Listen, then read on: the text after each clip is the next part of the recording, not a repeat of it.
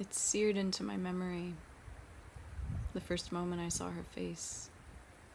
It was the spark that began the slow thawing of my wounded, frozen heart. My dog Bailey came into my life when she was just a few months old, and during a time in my life that I was so lost and depressed that I was drowning. I didn't realize it at the time, but she was the gift of a life preserver. She was my guru. As I sit here on the day of her death, I look outside at snowflakes slowly and playfully dancing through the air as they fall gently to the earth, the silence of winter permeating all. I listen to and feel this silence, for I now know it viscerally to be what I truly am. What she was, what we all are. It is in this silence that she still resides, the same silent presence of my own being, the silent presence of God, of that. I write this to pay homage to my teacher. It is the great love story of my life. It is the story of my liberation and of my heart's coming home to itself. Bailey was put into my life to reflect me to my own self, and it took me until the last precious years of her life to see this clearly. She helped me carry the burden of my own secret suffering, and she invited, through her modeling of true presence, the courage to feel and let go of each layer. And boy, howdy, were there layers. When she came into my life when I was just 21, I was running.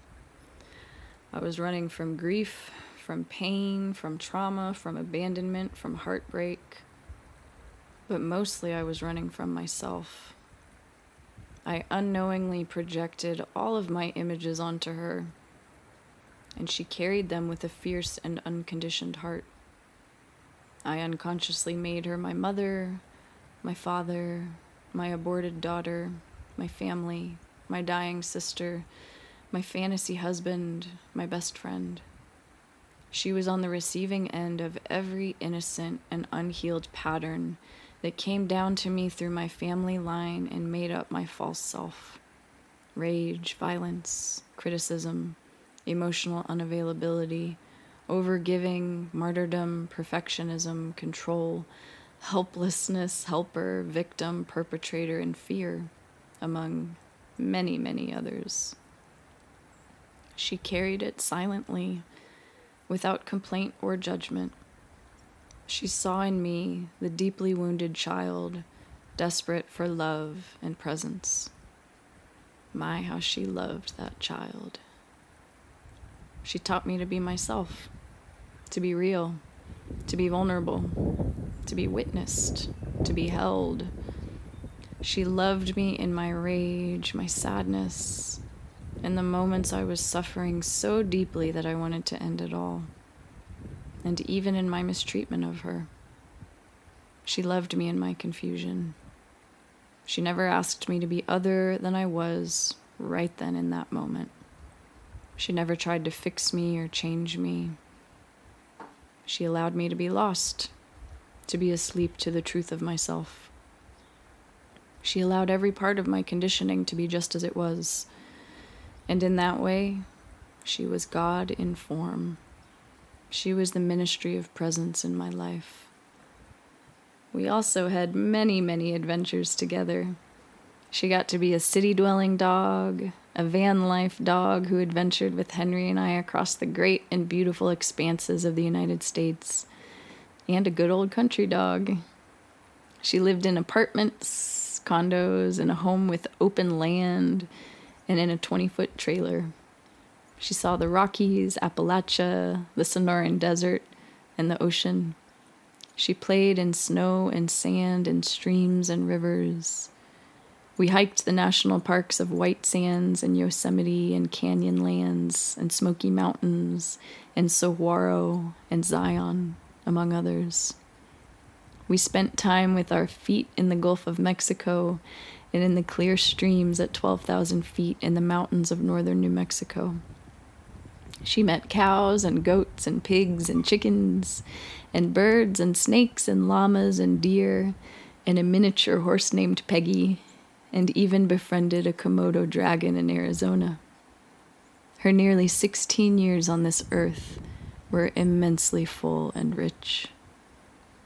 But the thing I feel most proud of was my ability, in that final year of her life, to see her as she truly was.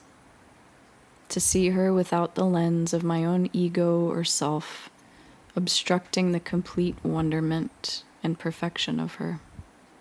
That was my sincere prayer, to see her clearly. To set down all of the filters I had collected, knowingly and unknowingly, over a lifetime of conditioning, and love her with a pure and present heart. And as I did the grueling work of meeting every wretched part of my own self, I watched our relationship transform and deepen. And I see now that was the greatest gift of all. That was the real gift. I gave back to her the gift of presence that she had spent all those years silently modeling to me. Bailey was the grounding rod that made the liberation of all my secret and not so secret shadows possible. The completeness of my love for her was the final push I needed to jump off the cliff and into the mystery, to finally let go of the person I took myself to be and die into the realm that lies behind both nothingness and everythingness, in hopes of repaying the profound gift she had given to me in every moment of her precious life. And I did. In her final weeks and days and moments, my heart was pure. No regrets, no guilt, no shoulds, no could have beens, no if onlys, and most importantly, no masks. Just two incarnated beings standing completely naked in front of the other, in and as the silent presence of that. The moment of Bailey's death was the final teaching of my guru. She freely laid down, relaxed, closed her eyes, and dissolved peacefully and effortlessly back into the mystery.